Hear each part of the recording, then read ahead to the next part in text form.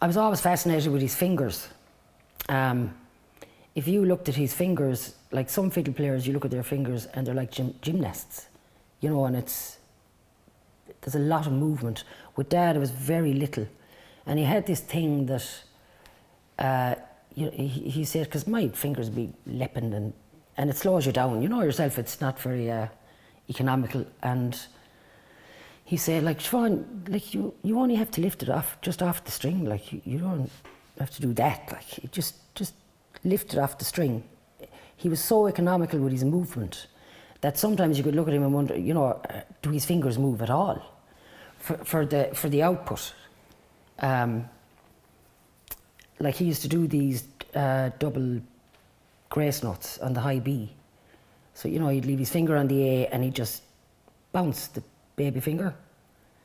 It didn't look like much, but the sound, you know, because nobody at home in Clare was doing anything like that. The sound to me was like, what is he doing? You know, because it was hard to catch it, if you know what I mean. So, but I was lucky then in a sense that I could sit at home and Dad would play, and maybe moving on a couple of years, I was playing in Ennis with friends of mine when I was a bit older. So I'd be coming home from Ennis, he'd be coming home from North Clare.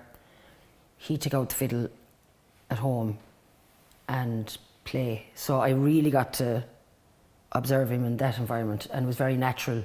So he was very relaxed, very comfortable. He'd been playing for a couple of hours, he was warmed up.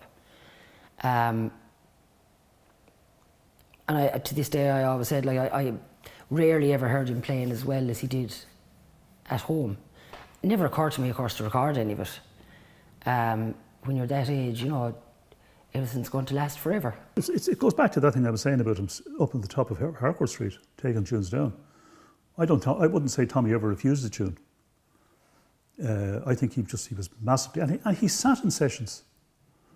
You know, I mean, Tommy, like, he just didn't come down and behave as a solo player. Like, he sat in and sat playing with people, and then, like, given his musical dexterity and his brain, he'd have picked up tunes like no problem.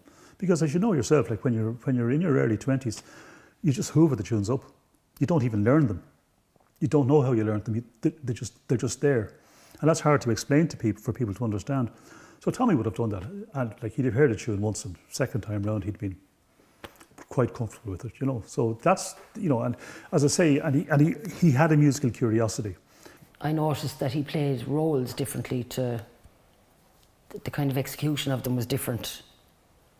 So we'll say in a first finger roll on a B, he would draw out an A at the beginning of where in Clare the B would start on the beat.